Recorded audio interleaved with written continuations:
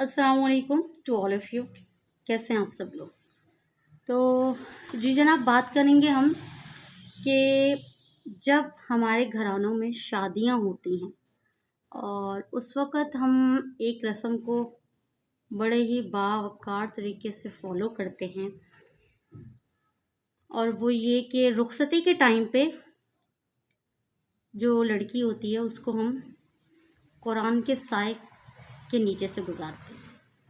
بے شک ہماری نیت اس میں یہی ہوتی ہے کہ بھئی ہماری بیٹی جو ہے وہ رحمتوں کے سائے سے گزر رہی ہے، لیکن ہم جو عمل کرتے ہیں، ہمارا جو طرز عمل ہے، کیا وہ یہ اس بات سے تصدیق شدہ ہے کہ اس کی کوئی بھی در حقیقت ہمارے نبی پاک صلی اللہ علیہ وسلم کی سنت سے ریلیٹ کرتی ہے یا ہمارے اسلام سے ریلیٹ کرتی ہے؟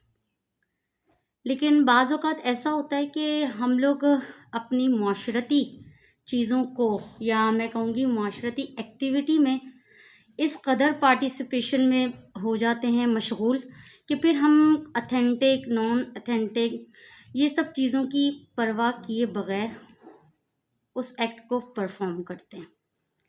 تو بہت زیادہ ضروری ہے کہ ہم جو بھی کوئی عمل کریں، سب سے پہلے تو ہم اسے تصدیق کریں کہ اس کا جو ریلیٹ ہے وہ ہمارے اسلام سے ہے.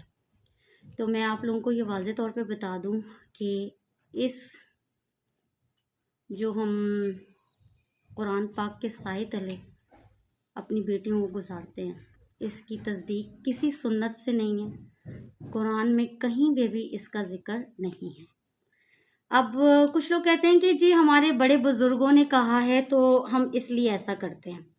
تو جی بالکل بہت اچھی بات ہے کہ ہم اپنے بزرگوں کا کہاں مانیں اور ان کو فالو کریں، کیونکہ یہ تو قرآن شریف میں بھی ہے، البرکۃ مع اکابرکم، برکت تمہارے بڑوں سے ہے. بے شک میں یہ نہیں کہہ رہی کہ آپ جو ہے اپنے بڑوں بزرگوں کی بات نہ مانیں، لیکن جو پرفارم کی جا رہی ہے نا اس کو تصدیق ضرور کر لیں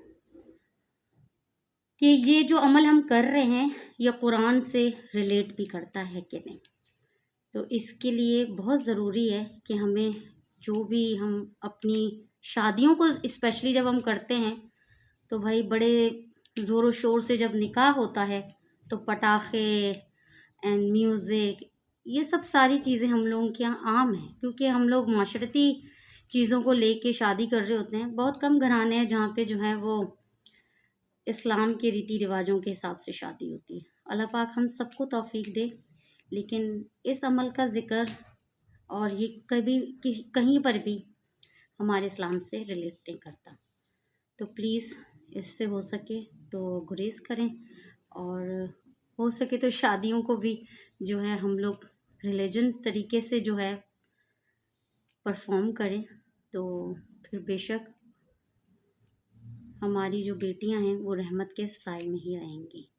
اب ایک طرف گانا بجانا کر لیا، پٹاخے پھوڑ لیے، اور رخصتی کے ٹائم پہ ہم قرآن پاک کو کہ جی لے کے آئیں اب قرآن کے سائے میں بیٹیوں کو رخصت کریں. سب سے پہلے تو اپنی بیٹیوں کو قرآن کی تعلیم دیجیے، انشاءاللہ ان کی زندگی میں ہمیشہ اس قرآن پاک کی برکتیں ضرور قائم و دائم رہیں گی. I hope you all are understand کہ میں نے آپ سب کو کیا میسج دی. جزاکم اللہ خیرا و احسن اللہ بالخیر.